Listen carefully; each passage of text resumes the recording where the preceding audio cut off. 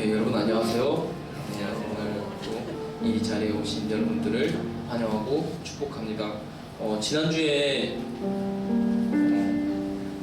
홈커밍 데이를 좀 진행했는데 사실 저는 너무 믿음이 없는 자로서 기대가 사실 하나도 안 됐거든요.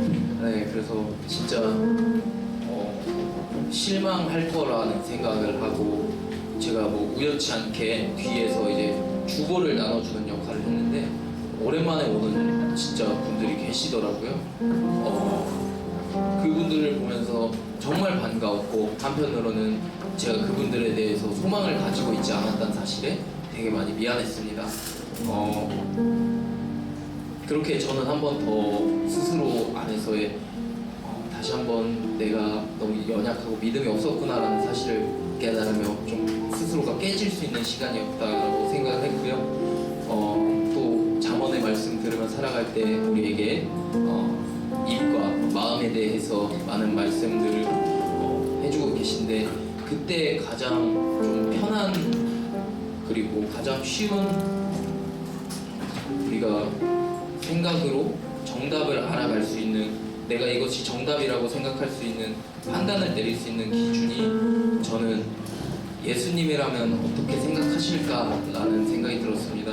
그 많은 율법들을 예수님께서 오셔서 하나님 사랑과 이웃 사랑으로 정의하셨듯이 잠언의 말씀들은 예수님이라면 어떻게 생각하셨을까? 예수님이라면 어떻게 하셨을까를 생각할 수 그걸로 정리할 수 있겠다라는 생각을 했습니다.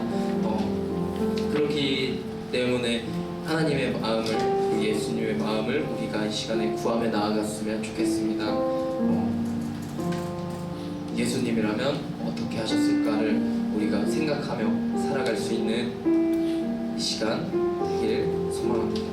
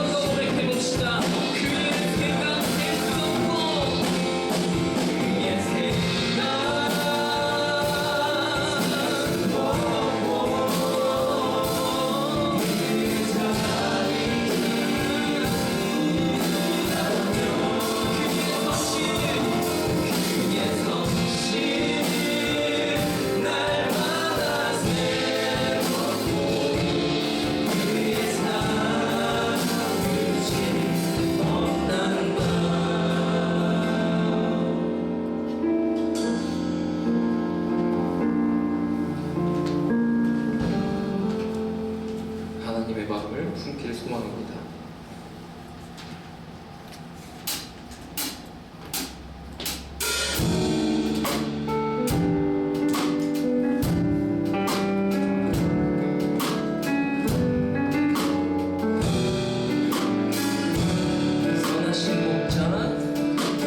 선하신 목자 날 사랑하는 분 주 인도하는 곳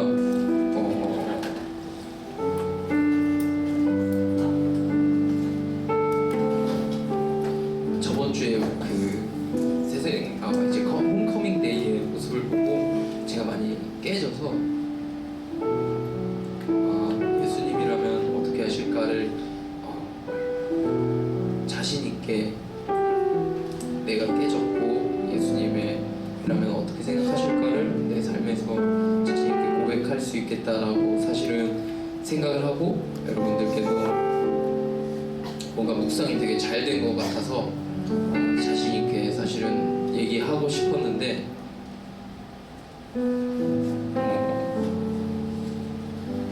제가 너무 연약한 사람이다 보니까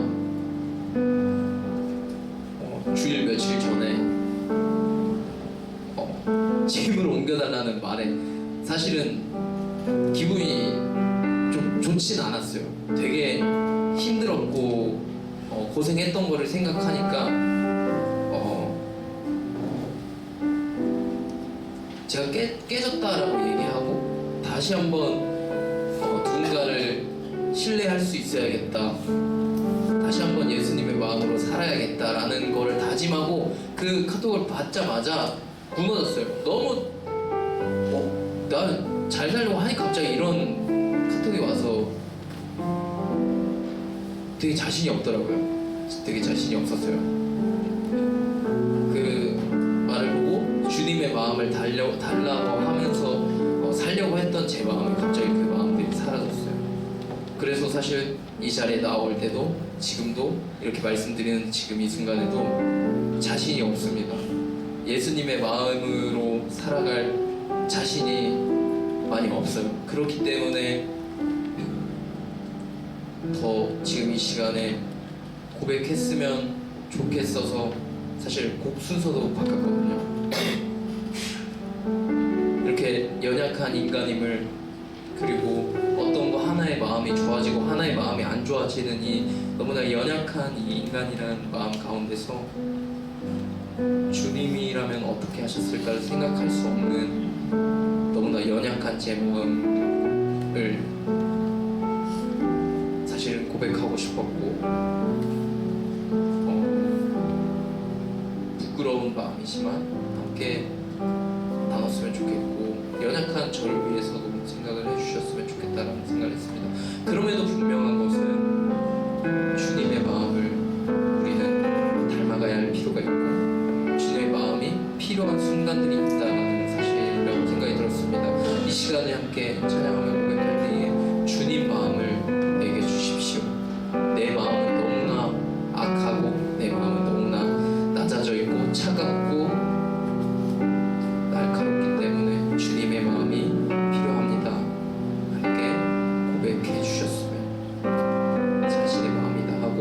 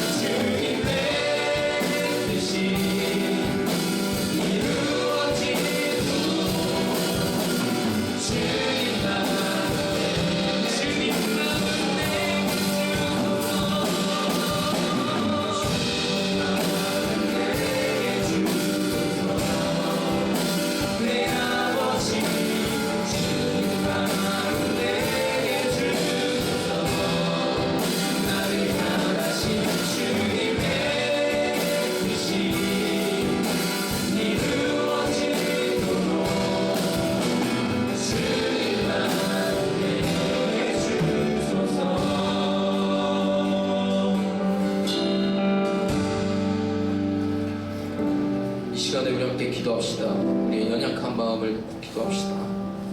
우리의 주님의 생각을 가지고 살려고 노력하는 그 와중에 그럼에도 그렇게 살 수 없는 연약한 우리의 마음을 주님께 고백하고 주님의 마음을 달라고 이 시간에 기도했으면 좋겠습니다. 우리의 그 연약한 마음을 드리는 대신 주님의 마음을 주십시오.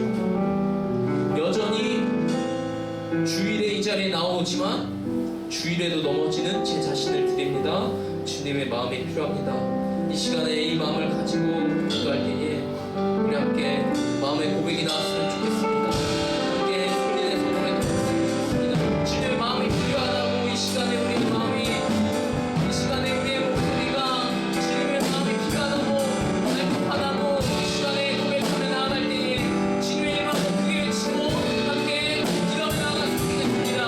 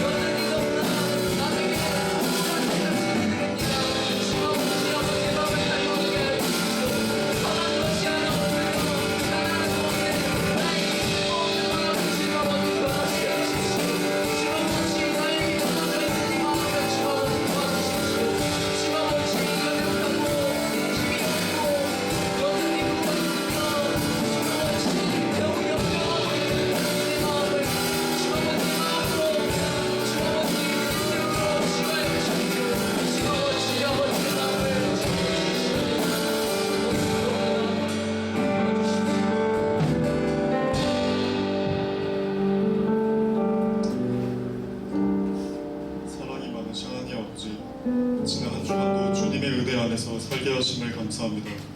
한 주간 세상 속에서 살아가며 하나님의 마음을 아프게 한 일들이 많이 있었음을 고백합니다. 저희는 주님을 찾기보다 세상의 일을 더 사랑하기도 했습니다. 주님, 저희가 구별되고 거룩한 존재가 되어야 함을 알지만 그렇게 고백하지만 저희의 수고와 노력으로는 불가능함을 알기에 오늘 다시 저희의 죄를 회개하고 예수님의 보혈을 의지하여 다시 하나님께 나아갑니다. 이러한 저희를 오늘도 다시 용납하시고 받아주시기를 간절히 원합니다. 주님, 여기 모인 모든 청년지체 한 사람 한 사람 기억하여 주시기를 원합니다. 아무에게도 알리기 힘든 고민을 가지고 혼자 앓고 있는 이들이 많이 있을 것입니다. 머리카락까지 세시는 하나님께서는 우리보다 우리를 더 잘 아시는 하나님께서는 우리 각자의 고민과 어려움을 아시오니 우리가 하나님께 어려움을 내어놓고 나아갈 때 들으시고 어려움을 이겨내게 이끌어 주시기를 원합니다. 주님, 청년의 때에 창조자 하나님을 기억하며 내 발의 등이여 내 길에 빛이 되신 하나님의 말씀을 붙잡고 하나님을 더욱 사랑할 수 있도록 믿음의 선물을 우리에게 주시기를 간구합니다. 앞으로 나아갈 바를 몰라 고민 말씀을 붙잡고 인생길을 걸어가게 하여 주시기를 원합니다. 주님, 사랑이 넘치는 청년부가 되게 하여 주시고 서로에게 관심을 가지고 격려하게 하여 주시기를 원합니다. 철이 철을 날카롭게 하는 것 같이 사람이 그의 친구의 얼굴을 빛나게 하느니라 라는 주님의 말씀이 떠오릅니다. 서로 격려하고 아끼고 사랑하며 서로가 서로에게 힘이 되며 주 안에 아름다운 교제를 하게 하여 주시기를 소망합니다. 오늘부터 약 3주간 총회사전 투표가 진행됩니다.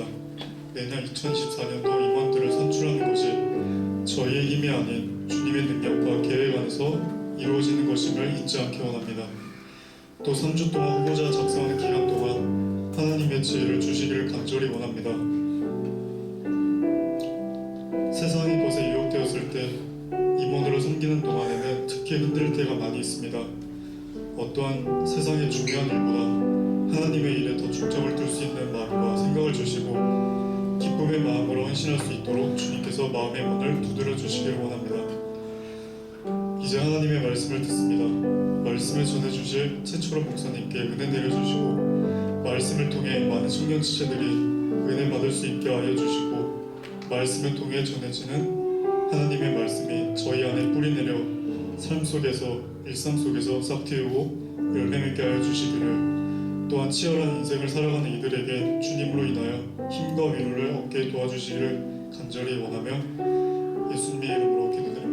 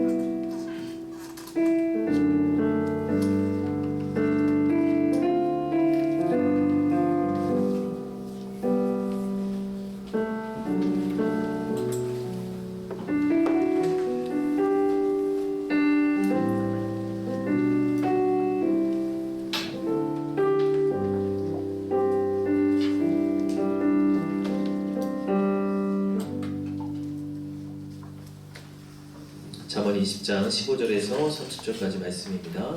시간 우리 하나님의 말씀을 경외하는 마음으로 자리에서 일어서시겠습니다. 하나님의 말씀을 한 절씩 교독하겠습니다. 세상에 금도 있고 진주도 많거니와 지혜로운 입술이 더욱 귀한 보배니라. 타인을 위하여 굳은 산자의 옷을 취하라. 의인들을 위하여 굳은 산자의 그의 몸을 볼모잡을지니라. 속이고 취한 음식물은 사람에게 맛이 좋은 듯하나 후에는 그의 입에 모래가 가득하게 되리라. 경영은 의논함으로 성취하니 시약을 베풀고 전쟁할지니라. 두루다니며 한담하는 자는 남의 비밀을 누설하나니 입술을 벌린 자를 사귀지 말지니라. 자기의 악이나 우리를 저주하는 자는 그의 등불이 흑암 중에 꺼짐을 당하리라. 처음에 속히 잡은 산업은 마침내 복이 되지 아니하느니라. 너는 악을 갚겠다 말하지 말고 여호와를 기다리라. 그가 너를 구원하시리라. 한결같지 않은 저울 주는 여호와께서 미워하시는 것이요 속이는 저울은 좋지 못한 것이니라. 사람의 걸음은 여호와로 말미암나니 사람이 어찌 자기의 길을 알 수 있으랴. 함부로 이 물건은 거룩하다 하여 서원하고 그 후에 살피면 그것이 그 사람에게 덫이 되느니라. 지혜로운 왕은 악인들을 기질하며 타작하는 바퀴를 그들 위에 굴리느니라. 사람의 영혼은 여호와의 등불이라 사람의 깊은 속을 살피느니라. 왕은 인자와 진리로 스스로 보호하고 그의 왕위도 인자함으로 말미암아 견고하니라. 젊은 자의 영화는 그의 힘이요 늙은 자의 아름다움은 백발이니라. 상하게 때리는 것이 악을 없이 하나니 내는 사람 속에 깊이 들어가느니라. 아멘. 이것은 하나님의 말씀입니다. 자리 앉으시겠습니다. 오늘은 사람의 영혼은 여호와의 등불이라 제목으로 말씀을 나누겠습니다. 오늘 29절을 보면 이렇게 말씀을 합니다. 젊은 자의 영화는 그의 힘이요 늙은 자의 아름다움은 백발이니라. 영화로도 큰 성공을 거두었던 박범신 작가의 소설 은교라는 작품에는 이런 대사가 나옵니다. 너의 젊음이 너의 노력으로 얻은 상이 아니듯 나의 늙음도 나의 잘못에 대한 벌이 아니다. 이것은 세상이 젊음과 늙음을 바라보는 관점을 잘 표현해 줍니다. 젊음은 좋은 것입니다. 젊음은 아름답습니다. 청춘이라는 단어는 듣기만 해도 설레는 그 무엇입니다. 우리는 누군가가 젊어 보인다라고 말하면 좋아합니다. 반면에 늙음은 안 좋은 것입니다. 늙음은 추한 것입니다. 늙음은 피해야 하는 것입니다. 사람들은 백발을 가리기 위해서 염색을 합니다. 과학은 노화를 늦추기 위해서 끊임없이 연구를 합니다. 늙은이는 현대사회에서 쉽게 무시를 당합니다. 노인은 불필요한 잉여 인력으로 분류가 됩니다. 젊은 사람들은 늙은 사람들의 말을 대수롭지 않게 여기기가 쉽습니다. 잔소리라거나 꼰대라거나 하고 치부해버릴 수 있는 것이죠. 그러나 기독교 전통은 항상 노인들에 대해 특별한 가치를 부여해 왔습니다. 우리는 장로교입니다. 장로라고 하는 말 자체가 나이가 많은이라고 하는 뜻입니다. 장로는 그의 인생의 연륜과 지혜를 통해 공동체를 잘 다스릴 것으로 기대되는 사람입니다. 한 사람이 살아온 인생의 시간에 대해서 우리는 신뢰하고 존중하는 전통을 가지고 있습니다.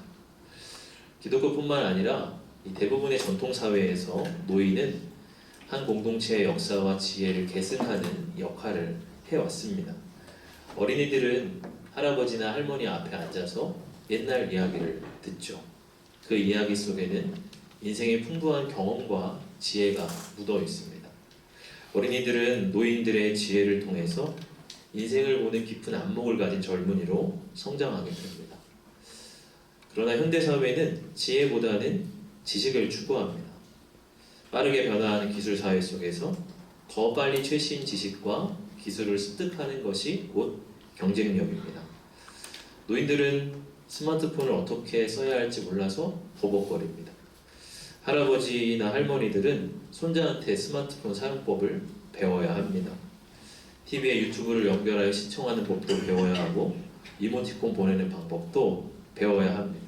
그러다가 손자들한테 이런 것도 모르냐고 핀잔을 듣기가 일쑤죠. 어쩌면 성경이 말하는 모습과는 거꾸로 된 모습입니다. 말씀은 젊은 자의 영화는 그의 힘이요 늙은 자의 아름다움은 백발이니라 그렇게 말하고 있습니다. 여기서 백발은 지혜의 상징입니다. 젊은 자의 힘도 영화롭습니다. 젊은이들이 가지고 있는 패기와 열정, 젊음 그 자체가 젊은이들의 영광입니다. 그러나 늙은 자도 아름답습니다. 그가 가진 지혜 때문에 아름답습니다. 노인들은 인생의 연륜과 깊이에서 묻어나오는 은은한 멋이 있습니다. 기독교가 젊은 자나 늙은 자나 공이 영화롭고 아름다울 수 있다고 말하는 것은 어쩌면 우리 안에 있는 영혼의 존재 때문이라 할 수 있습니다. 오늘 27절의 말씀을 보면요. 사람의 영혼은 여호와의 등불이라 사람의 깊은 속을 살피느니라. 사람에게는 영혼이 있다고 말을 합니다. 현대 인간론은 물질주의적입니다. 인간은 물질로만 구성이 되어 있고 뇌라고 하는 복잡한 시스템에 의해 움직이는 유기체일 뿐이라고 말을 합니다. 그럴 때 인간은 낡아져가는 기계에 불과하죠. 그러나 성경은 인간에게 영혼이 있다고 말을 합니다. 영혼은 물질을 넘어서는 인간의 영적인 측면입니다. 영혼이 있기 때문에 인간은 죽으면 물질로 분해되고 끝나는 것이 아니라 그 영혼이 하나님께로 인도됩니다. 그리고 마지막 날 그 영혼은 다시 부활의 몸을 입고서 영생의 삶을 누리게 됩니다.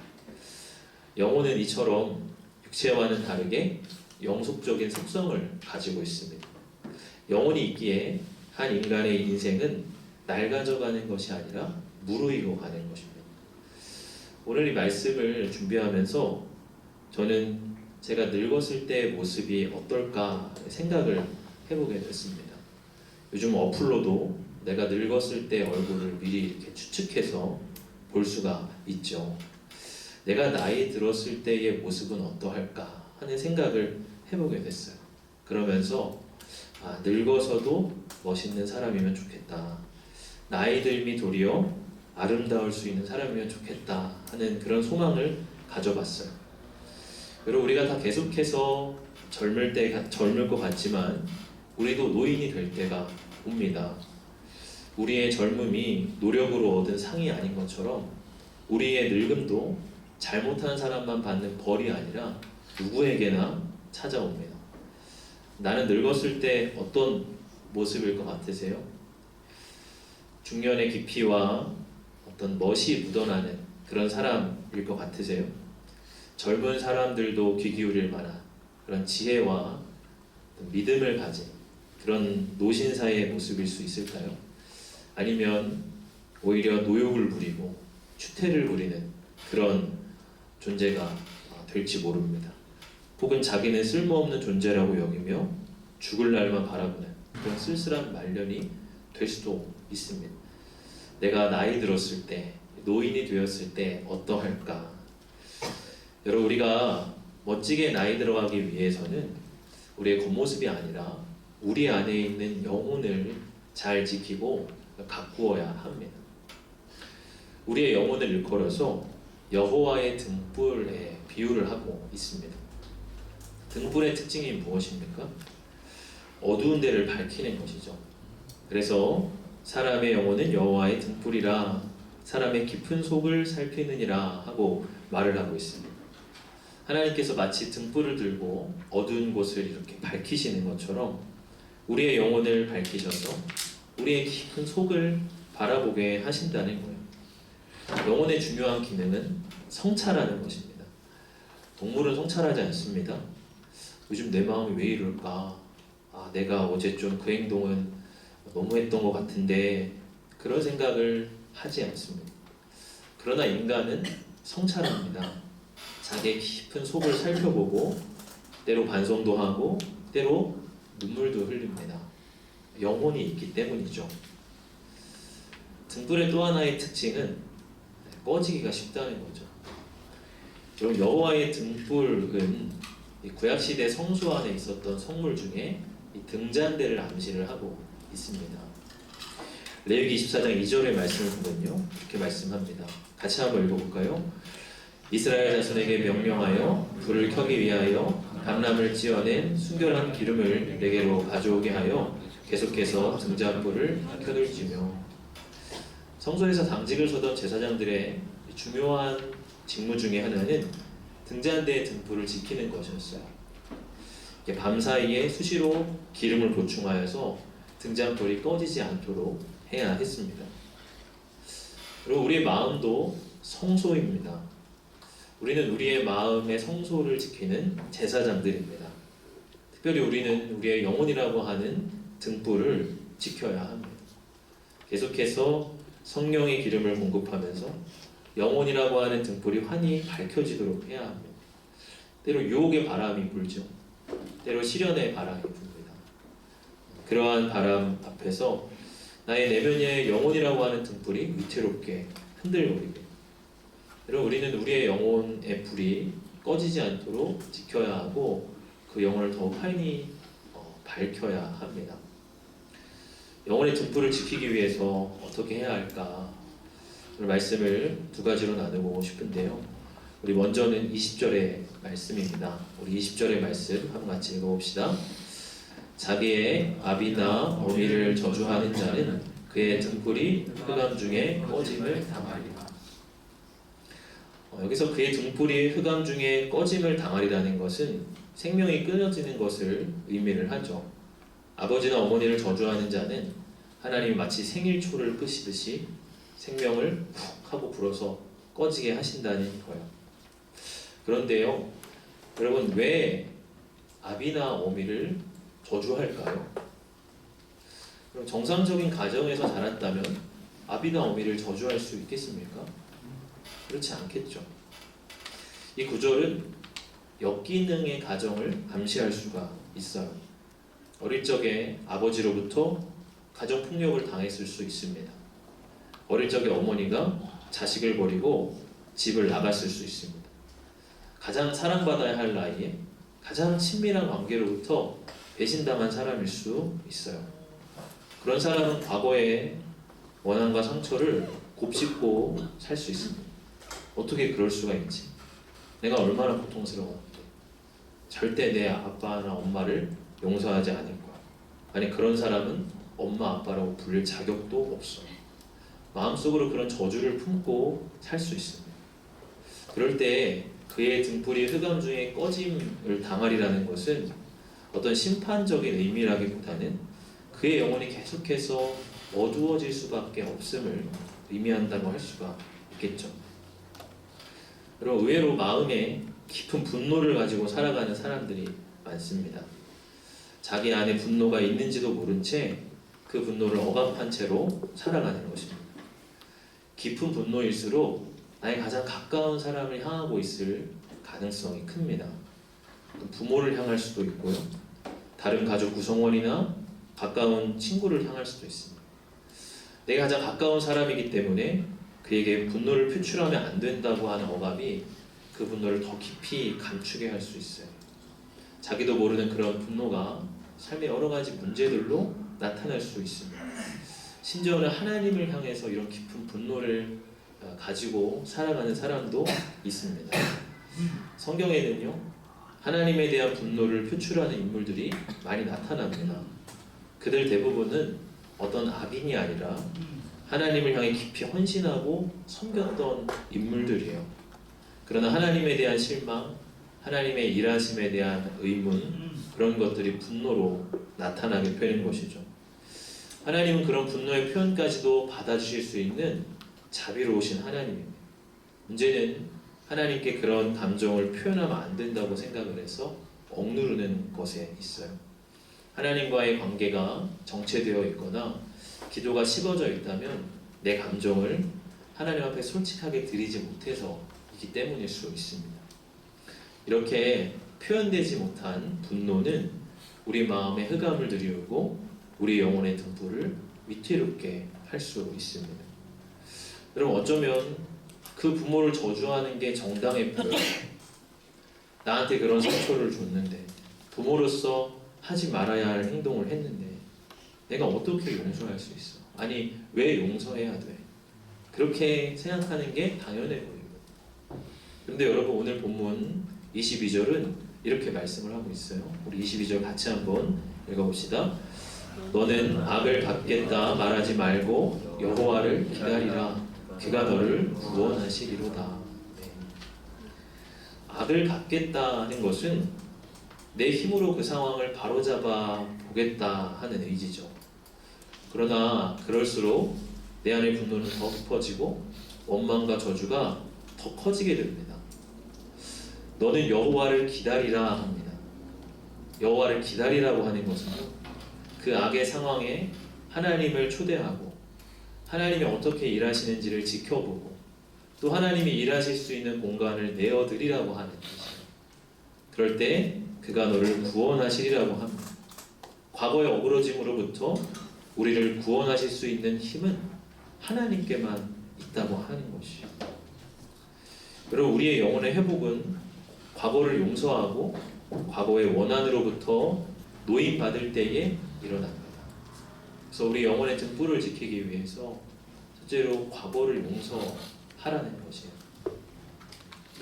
여러분, 혹시 반복적으로 떠오르는 과거의 아픈 상처나 원한들이, 여러분 원한의 기억들이 있으십니까?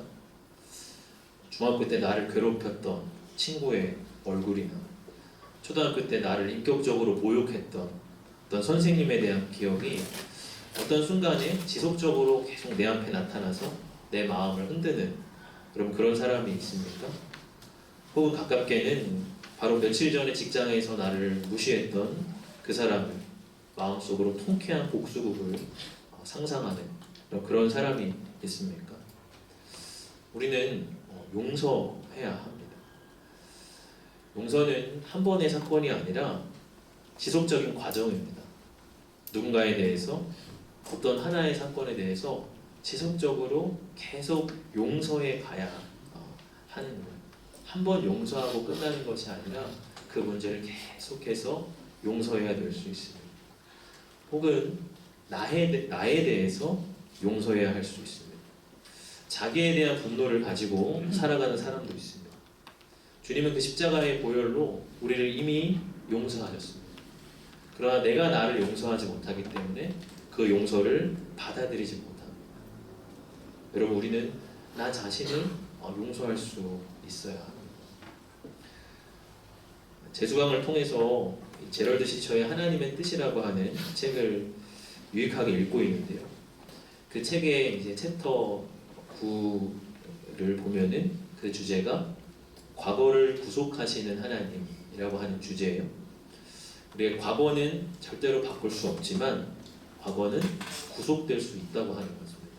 그러면서 책에서는 과거의 구속이란 하나님이 이미 벌어진 일의 악을 사용하여 선을 이루시는 것이라고 말을 합니다. 과거는 바꿀 수 없지만 하나님은 그 과거의 악을 현재의 선으로 사용하실 수 있다고 하는 것입니다. 이런 과거를 구속하시는 하나님을 깊이 신뢰할 때 우리는 과거를 용서하고 가족을 용서하고 나를 용서할 수 있습니다. 과거를 구속하시는 하나님을 신뢰할 때 우리는 과거로부터 노임을 받고 자유함을 얻을 수 있습니다. 이 책을 지은 이 제럴드 시처 역시도 엮이는 가정에서 태어났습니다. 그의 아버지는 사업에 실패를 하고요. 과하게 술을 마시고 놀기를 좋아하는 사람이었어요. 결국 이 시처의 어머니와 결혼한 지 30년 만에 이혼을 했고 다시 재혼을 했지만 그 재혼도 결국 이혼으로 끝이 난 그런 아버지. 이 시처는 어릴 적에 아버지로 인해 늘 긴장하고 두려워하는 삶을 살았습니다. 자기의 테니스 시합과 이 수영 대회에 아버지가 모습을 보인 적이 한 번도 없었다고 해요. 아버지라는 존재가 창피해서 오히려 그런 데에 나타나지 않은 것이 더 감사하고 다행으로 여겨졌다고 합니다. 시처는 자기 아버지와 결코 화해할 수 없고 이 이야기는 구속될 수 없다고 느꼈습니다. 그러나 결국 여든이 다 되어서 아버지가 다시금 하나님을 받아들이게 됩니다. 아버지는 성경과 기독교 서적을 열심히 읽으면서 지난 삶에 대해 깊이 후회하고 반성을 하게 돼요. 이 아버지가 돌아가시기 이틀 전에 시처는 아버지에게 장례식을 어떻게 했으면 좋겠느냐라고 그렇게 묻습니다. 그때 아버지는 찬송을 몇 곡 부르고 성경 말씀을 읽으면 좋겠다고 말을 합니다. 그러면서 목사인 아들에게 아들아, 네가 해야 한다. 제대로 할 수 있는 사람은 너밖에 없다. 이렇게 말을 합니다. 이 대목을 말하면서 제럴드 시처는 이렇게 말을 해요. 나는 그 순간을 영영 잊지 못할 것이다. 아버지의 부탁은 마치 하나님이 주신 징표 같았다. 하나님이 모든 것을 선하게 해결하고 계신다는 확신의 말씀 같았다. 이 시처는 과거를 구속하시는 하나님을 믿고 그의 아버지를 용서할 수 있었습니다. 여러분, 나의 과거를 구속하시는 하나님을 여러분 믿으십니까? 나의 현재와 동행하실 뿐 아니라 나의 과거의 악까지도 현재의 선으로 바꾸실 수 있는 하나님을 여러분 믿으십니까?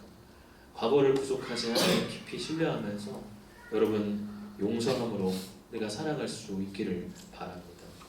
우리 안에 있는 이런 용서가 우리 안에 지켜질 때 우리의 영혼의 등불이 꺼지지 않고 환히 타오르게 됩니다. 두 번째로는 무엇이냐면 미래를 맡기라고 하는 거죠. 여러분 24절의 말씀인데요. 우리 24절 한번 같이 읽어봅시다. 사람의 걸음은 여호와로 말미암나니 사람이 어찌 자기의 길을 알 수 있겠어요. 앞부분이 과거에 대한 태도를 이야기했다면 여기서는 미래에 대한 태도를 다루고 있죠. 사람이 어찌 자기의 길을 알 수 있으랴 하는 것은 우리가 미래를 알 수 없다고 하는 것이죠. 우리의 미래는 우리 걸음을 인도하시는 하나님만 아십니다. 여러분 오늘 이렇게 본문을 보면요, 우리 미래에 대해서 함부로 예단하는 것에 대해서 반복해서 경고하고 있습니다. 21절의 말씀에 보면 처음에 속히 잡은 산업은 마침내 복이 되지 아니하느니라. 사업이 소위 말해 대박이 났어요. 식당을 개업했는데 문전 성시를 이뤘어요. 그러나 처음에 속히 잡은 산업은 마침내 복이 되지 않을 가능성이 크다고 말을 합니다. 지금 잘 된다고 해서 미래에 반드시 잘 될 거라고 함부로 예단하지 말라는 것이죠. 또 25절의 말씀도 보면요, 함부로 이 물건은 거룩하다 하여 서원하고 그 후에 살피면 그것이 그 사람에게 덫이 되느니라. 여러분, 서원이라는 것은 하나님께 바치기로 약속하는 것이죠. 그러나 함부로 서원하지 말라고 합니다. 그 후에 살피면 그것이 그 사람에게 덫이 될 수 있기 때문입니다. 우리가 사사기에 등장하는 입다의 예를 잘 알고 있습니다. 입다가 전쟁의 위기 상황 속에서 하나님께 이 전쟁에서 승리만 거둘 수 있다면 내가 집에 돌아가서 가장 먼저 만나는 그것을 하나님께 바치겠나이다 서원을 하게 되죠. 전쟁에서 승리를 거둡니다. 그리고 집으로 돌아갈 때 그의 가장 사랑하는 외동딸이 제일 먼저 나와서 아버지를 반기게 됩니다. 입다는 아마 자기의 하인 중에 누구 하나이거나 혹은 자기 가축 중 하나를 제일 먼저 보게 될 거라고 그렇게 예단을 했던 것 같아요. 어찌 될지 모르는 미래를 함부로 예단했기 때문에 생기는 비극이라고 할 수가 있죠. 오늘 말씀은 미래를 함부로 예측하지 말고 그 미래를 하나님의 손에 맡기라고 합니다. 미래만을 지나치게 생각하다가 그 미래에 우리의 영혼이 짓눌릴 수도 있습니다. 앤트맨이라고 하는 영화를 본 적이 있는데요. 이 앤트맨은 어떤 양자역학의 세계와 이 멀티버스라고 하는 특이한 우주관을 배경으로 합니다. 이 영화의 한 장면이 굉장히 인상이 깊었어요. 이 영화에서 앤트맨은 딸을 구하기 위해서 이 확률 폭풍이라고 하는 곳으로 들어갑니다. 이 확률 폭풍은 그가 할 수 있는 모든 가능성이 실체화되는 곳이에요. 앤트맨이 딸을 구하러 이렇게 앞으로 나아갈 때 무한대로 많은 이 앤트맨들이 그를 돕습니다. 그런데 그러다가 조금 시간이 지나서 서로 마음이 달라지면서 이 앤트맨은 무수히 많은 앤트맨들에게 가로막히게 돼요. 일어날 수 있는 모든 가능성의 이 앤트맨들이 자기를 깔아뭉개고 짓눌러서 더 이상 앞으로 나아가지 못하게 하는 그런 장면이 나옵니다. 저는 그 장면을 보면서 저것이 어쩌면 우리 모습과 비슷하다 하는 생각을 했어요. 미래에 아직 일어나지 않은 가능성들을 우리가 이리저리 점쳐볼 때가 있습니다. 이렇게 되면 어떨까? 지금 이걸 하면 앞으로 어떻게 될 거고, 지금 이걸 선택하면은 이렇게 되어서 앞으로 이렇게 할 수 있을 텐데, 아니면 혹시 앞에 이런 일이 일어나는 거 아니야? 내가 생각했던 이것이 안 되는 거 아니야? 그런 많은 가능성들을 막 점쳐봐요. 그런데 그런 미래의 가능성들에 짓눌려서 정작 내 삶에 한 걸음도 나아가지 못하는 경우들이 너무나 많습니다.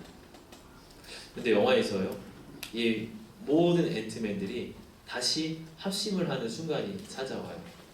그것은 이 딸을 향한 사랑의 마음을 다시 재확인할 때입니다. 무수히 많은 이 가능성의 그 앤트맨들이 있지만 그 모두가 이 딸을 사랑한다는 것, 그 마음 하나는 다 똑같은 거죠. 그러니까 그 마음 위에서 그 사랑의 힘으로 모든 가능성들이 힘을 합쳐서 결국 이 딸을 구해내게 됩니다. 참 감동적인 그런 장면인데요. 이 영화는 미래의 가능성들에 짓눌리지 말고 우리의 현재를 사랑하면서 살라고 하는 메시지를 우리에게 줍니다. 내가 정말 사랑해야 할 사람, 내가 정말 사랑해야 하는 대상, 그를 집중하고 그를 사랑하며 살아가는 것이 이 현재를 돌파하는 우리의 힘이라고 이렇게 추천하고 있습니다. 그런 의미에서 예수님께서는 마태복음 6장에서 이렇게 말씀을 하십니다. 오늘 좀 긴 구절인데요. 같이 한번 우리 읽어보겠습니다. 그러므로 염려하여 이르기를 무엇을 먹을까, 무엇을 마실까, 무엇을 입을까 하지 말라. 이는 다 이방인들이 구하는 것이라. 너희 하늘 아버지께서 이 모든 것이 너희에게 있어야 할 줄을 아시느니라. 그런즉 너희는 먼저 그의 나라와 그의 의를 구하라. 그리하면 이 모든 것을 너희에게 더하시리라. 그러므로 내일 일을 위하여 염려하지 말라. 내일 일은 내일이 염려할 것이요 한날의 괴로움은 그날로 족하니라. 예수님은 미래의 일을 염려하지 말라고 하십니다. 우리의 미래의 모든 필요를 하늘 아버지께서 아시기 때문입니다. 그 아버지께 우리의 미래를 맡기며 살라는 거예요. 그러면서 다만 너희는 그의 나라와 그의 의를 구하라고 하십니다. 이것은 우리의 이 현재를 사랑의 힘으로 살라고 하는 것입니다. 내가 사랑해야 하는 사람, 나의 사랑이 필요한 사람들, 그들을 힘껏 사랑하고 힘껏 껴안으며 살라는 것입니다. 그것이 하나님의 나라와 의를 구하며 사는 우리 현재의 삶입니다. 여러분, 미래로 인해서 염려되십니까? 앞날에 대한 불안함이 혹시 내 마음에 있습니까? 그래서 내 영혼의 등불이 위태롭고 지금 내 내면이 어두워져 있습니까? 여러분, 우리의 앞날은 하나님의 손에 있습니다. 그분께 우리의 미래를 온전히 맡기기를 바랍니다. 그리고 우리는 이 오늘을 우리가 사랑해야 하는 사람들, 우리의 사랑이 필요한 그 사람들을 힘껏 사랑함으로 살아갈 수 있기를 바랍니다. 오늘 말씀을 정리합니다. 여러분, 우리에게는 영혼이 있습니다. 우리는 그저 물질로만 구성된 사람들이 아닙니다. 우리는 영혼이 있는 하나님의 피조물입니다. 우리 영혼이라고 하는 이 하나님의 등불을 환히 밝히며 살아가기를 원합니다. 그를 위해서 첫째로는 과거를 구속하시는 하나님을 깊이 신뢰합시다. 둘째로는 미래를 인도하시는 하나님을 깊이 신뢰합시다. 그 하나님을 바라보며 오늘도 우리 영혼의 빛을 환히 밝히시는 모든 지체들 되시기를 주님의 이름으로 축복합니다. 자, 함께 찬양합시다.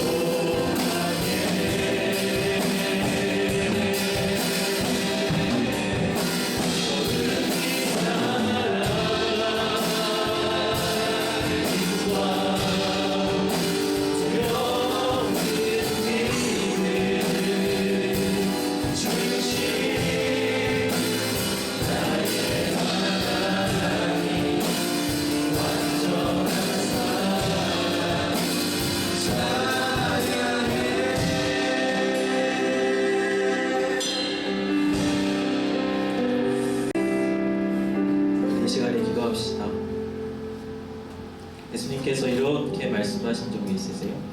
사람이 등불을 켜서 말 아래에 두지 아니하고 등불 위에 두나니 이러므로 집안 모든 사람에게 비치느니라.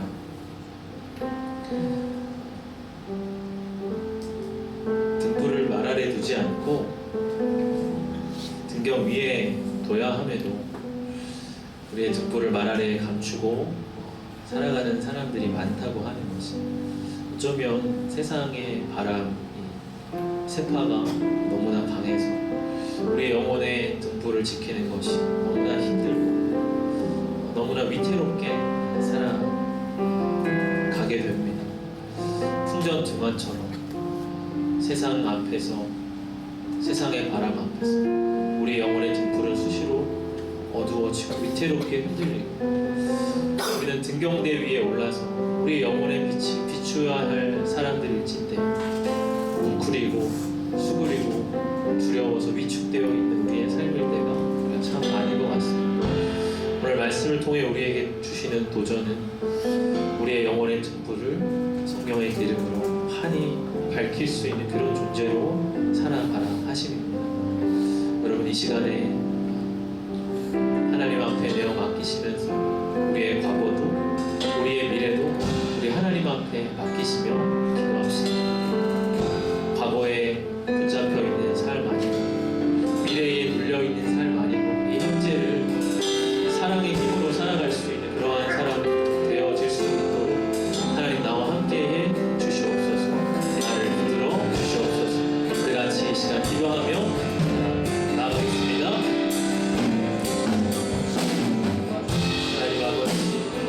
하나님 아버지, 주여, 우리의 영혼의 세상의 화려 곁에 꺼지지 않기를 원합니다. 주여, 우리의 영혼이 더 많이 붙어있는 사람들이 되기를 원합니다. 하나님, 과거에 묶여있습니까? 하나님, 미래에 들려있습니까? 하나님, 현재를 사랑으로 주기를 원합니다. 그렇지 하나님이 현재를 사랑의 주로 살아가기를 주여 원하옵나이다. 우리의 과거를 구속하시는 하나님을 신뢰합니다. 우리의 미래의 걸음을 인도하시는 하나님을 신뢰합니다. 하나님 나를 향해 하나님이시오니 하나님 우리의 걸음을 인도하여 주시고 하나님 우리의 과거를 구속하여 주시고 온전히 하나님 가져가는 것을 하나님 사랑에 하나님 내려 주시옵소서. 하나님 모두가 하나님 불법한 시대를 밝혀서 영혼의 등불로 아버지 시대를 밝혀갈 수 있게 하여 주시고 이를 자들 어둠에 있는 자들에게 하나님 우리의 등불을 밝혀 나아갈 수 있는 자가 되게 하여 주시고 하나님 우리의 어둠 가운데 빛을 내주시는 하나님을 증거하고 하나님 세상의 어둠 가운데 주님의 빛을 증거할 수 있는 우리의 삶이 되어주도록 우리 하나님 옆에 주시옵소서. 하나님 과거에 불쌍한 것들을 우리 지나가면 하나님 우리의 과거를 하나님 감사하여 주시고 하나님 현재에 서들어 살아가는 아버지 하나님 과거가 너무히 바쁘시고 찾아보나요 주시옵소서. 하나님 미래와 하나님 한날의 불안함을 위하여 불러있는 자들이 있다면 하나님 우리의 걸음을 지도하시는 하나님 앞에 신뢰하며 나아갈 수 있도록 하나님 찾아옵나요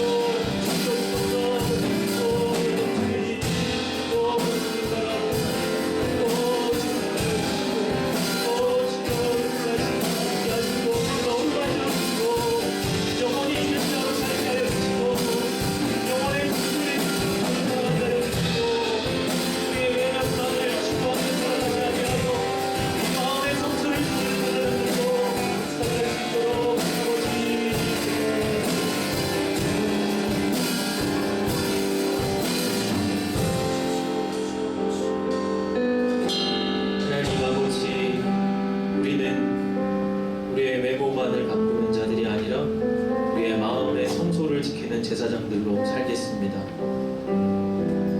우리에게 영혼을 주신 하나님, 여호와의 등불을 환히 밝히는 사람들 되겠습니다. 영혼이 없는 것처럼 물질에 사로잡혀 살아가지 않겠습니다. 주님, 우리의 영혼이 더 환히 타오르게 하여 주시옵소서. 하나님이 세상의 어둠을 밝히는 저희들 되게 하여 주시옵소서. 아버지, 우리의 내면을 먼저 주님의 등불로 환히 타오르게 하여 주시옵소서.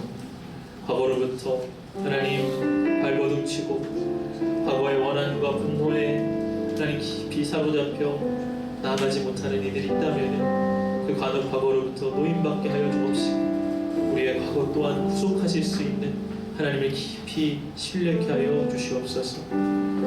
미래와 앞날의 불안함으로 인하여 짓눌려 있다면 우리의 걸음을 인도하시는 하나님만을 신뢰하며 자유함을 얻게 하여 주시옵소서.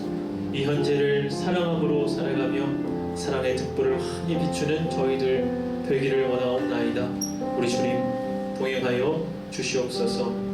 아버지, 이 시간 귀한 예물을 주 앞에 올려드리오니 주님 받아주옵소서. 주정헌금으로 선교의 예물 11조로 새성전 중축헌금으로 하나님 앞에 내어드립니다.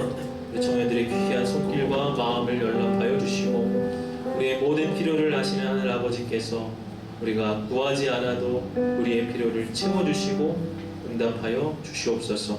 감사를 드리오며 예수님 이름으로 기도하옵나이다. 아멘.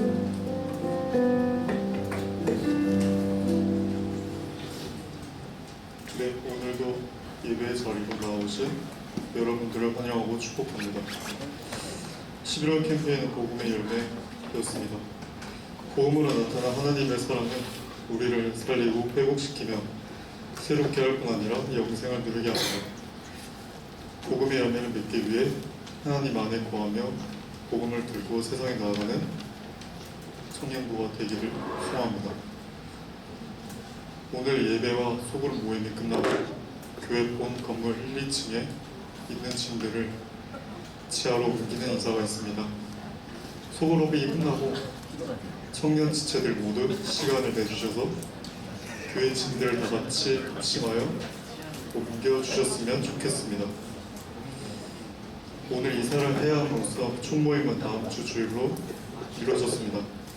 소그룹 모임 끝나고 4시 반부터 2층 세가족실에서 총모임이 다음 주에 진행할 예정이니 임원 리더 팀장님들께서는 이 점 참고해 주시면 감사하겠습니다. 총회 후보자 사전 투표를 11월 26일 오늘부터 시작해서 12월 10일까지 약 3주간 진행되는데 이따 공부 끝나고 총회 후보자 사전 투표를 작성하는 시간을 가지도록 하겠습니다. 다음은 11호로 생명의 삶 광고입니다. 오늘 예배가 끝나면 이쪽으로 오셔가지고 리더 팀장님들께서는 12호로 생명의 삶 큐티책을 받아가시면 감사하겠습니다. 추가로 구매하실 분들이 계신다면 예배 끝나고 뒤쪽으로 오셔서 아래에 있는 회계님 계좌로 이체를 하신 후에 큐티책을 받아가시면 되겠습니다. 이번 주는 선교 주일로 드려졌습니다. 이번 달 선교 국가는 태국입니다. 태국 민족과 현지에서 선교의 사명을 품고 사역 중이신 선교사님들을 위하여 기도하는 청년부가 되기를 소망합니다. 경본의 장소는 임시 예배당 3층 뒤편에서 1시부터 매주 진행되고요. 다니엘 중보기도 모임 장소가 교육관 2층으로 바뀌었다고 합니다. 바뀐 장소 이외에 변동사항은 크게 없으며 시간은 그대로 진행되니 이 점 또한 참고해 주시면 감사하겠습니다. 네, 다음 순서로 회장님께서 사전 투표를 진행해 주시겠습니다. 와, 멋있다.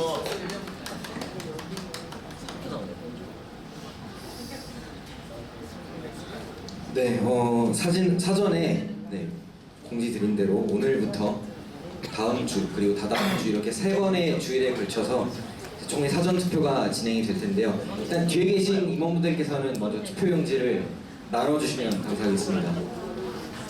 그리고 볼펜 없으신 분들도 말씀해 주시면 볼펜도 갖다 드리도록 하겠습니다. 네, 일단 투표용지 받고 적으시면서 들어주시면 감사하겠습니다. 일단 투표용지 받고 확인해 보시면은 회장, 총무, 서기, 회계 이렇게 4개의 직책이 적혀 있는데요. 한 직책당 한 명의 직책만 적어주시면 감사하겠습니다. 그리고 적어주실 때 두 직책에 동일한 인물을 적어주시면 안 됩니다. 뭐 예를 들어서 뭐 회장 권기준, 총무 권기준 이렇게 적어주시면 안 됩니다. 한 직책당 중복되지 않게 한 명의 지체들만 적어주시면 감사하겠습니다. 네. 그리고요, 또 한 가지 말씀을 드릴게, 이번 사전 투표에 투표권이 부여되지 않는 분들을 위해서 양해의 말씀을 드려야 되는데요. 저희 이번 사전 투표는 청년부 정회원들만 참석이 가능한데요. 회칙을 제가 읽어드리면은 준회원이 된 후 1년 이상 출석자로 한다 이렇게 나와 있어요. 그래서 이 회칙에 나와 있는 정회원에 부합하는 지체분들만 사전 투표에 참여가 가능하세요. 그 점 알아두시면 될 것 같고, 또 한 가지는 오랜만에 나온 지체분들이 몇 명 계셔가지고 말씀드리는 건데요. 회칙에 보면은 2년 이상 청년부 예배에 출석하지 아니한 자 제적된 후 출석하는 경우 새가족 교육부터 다시 시작한다 이렇게 나와 있는데요. 그러니까 이게 이전에 과거에 1년 이상 동안 꾸준히 출석을 했지만 그 이후에 2년 이상 동안 예배 자리에 참석하지 아니하였다가 오랜만에 나온 지체들도 아쉽지만 그 정회원의 자격을 상실한 상태가 되기 때문에 사전 투표 참석이 안 되는 점에 양해를 부탁드리도록 하겠습니다.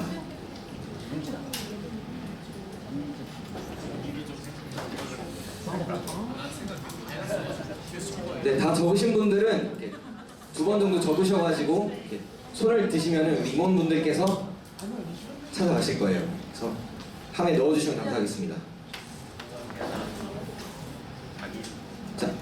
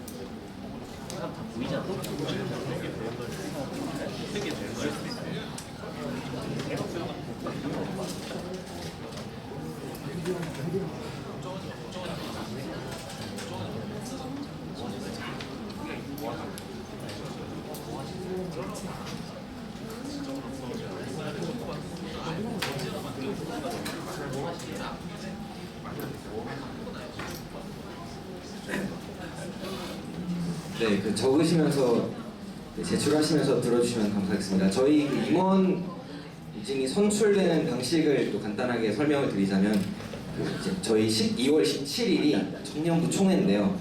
그날 이제 저희 제비뽑기로 선출을 합니다. 그래서 회장, 총무, 서기, 회계 다 똑같이 제비뽑기로 이제 진행을 해서 선출을 하고요. 그리고 이제 후보자들이 선정되는 기준은 이제 회장, 총무, 서기, 회계 이제 3번의 사전 투표를 걸쳐서 다득표를 한 1, 2, 3등 이렇게 3명의 후보자들이 후보자로 이렇게 오르게 되고요.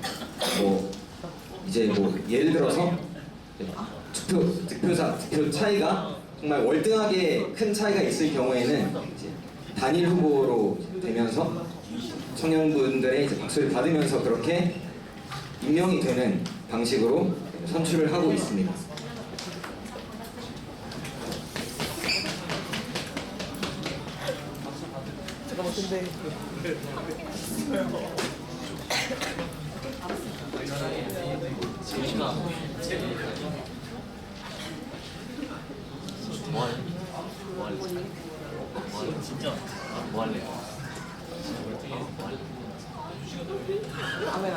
박수로 올려.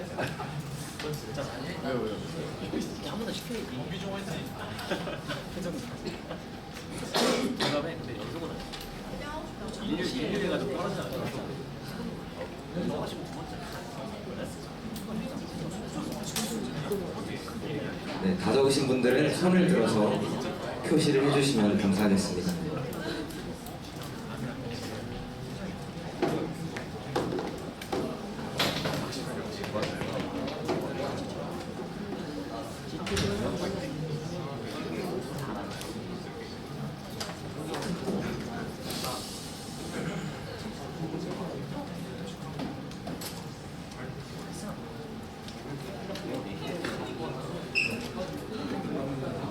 조금만 빠르게 부탁드립니다.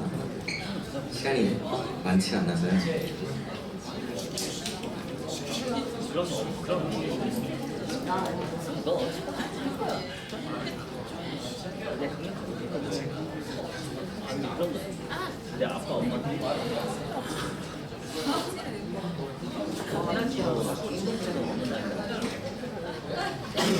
네, 아직 다 적지 않으신 분들이 계셔가지고 또 추가로 광고를 드리자면 아까 총무님께서도 말씀을 하셨는데 네, 소그룹 끝나고 저희 교회 분건물 1, 2층에 있는 짐들 이제 지하로 옮기는 작업을 해야 되는데요. 청년들의 도움이 정말 절실하다고 합니다. 그래서 정말 봉사하는 마음으로 함께 오셔서 짐 옮겨주셨으면 감사하겠습니다.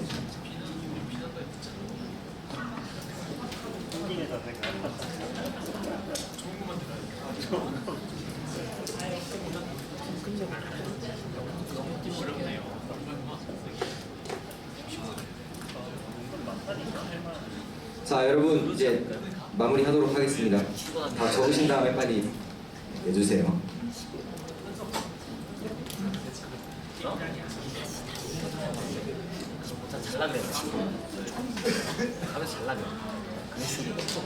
네, 아직 못 적으신 분들은 예배 끝나고 제출해 주시면 감사하겠습니다. 저희 축복하도록 하겠습니다. 네, 축복의 시간입니다. 서로서로 축복할 텐데요. 오늘 말씀에서 우리의 영혼은 하나님의 등불이라고 하였습니다. 우리의 영혼의 등불이 꺼지지 않기 위해서는 먼저 우리의 과거를 또 용서해야겠죠. 우리 과거에 그 용서의 대상이 어떤 사람일 수도 있고 아니면 나 자신일 수도 있는데 과거에 사로잡히지 말고 우리 과거까지도 구속하시는 하나님께 모든 것을 내어드렸으면 좋겠고 또한 우리의 미래를 또 맡겨드리기를 원합니다. 우리의 내일 일 때문에 염려함으로 인해서 우리의 미래에 눌려있지 말고 반드시 우리를 선하게 이끄신 하나님께 모든 것을 또 맡겨드리고 하나님께 의지하고자 하는 그런 마음을 또 서로에게 또 권면하는 그런 마음으로 우리 주위를 둘러보며 함께 축복하도록 하겠습니다. 하나, 둘, 셋, 넷. 사랑의 예수님, 우리의 발을 씻기시네. 우리 동영손이 서로의 발을 씻기네. 너를 사랑해. 주가 우리 사랑하신 같이 너를 사랑하기를 원하네. 예수님처럼 너를 사랑해. 주가 우리 사랑하신 같이 너를 사랑하기를 원하네. 예수님처럼.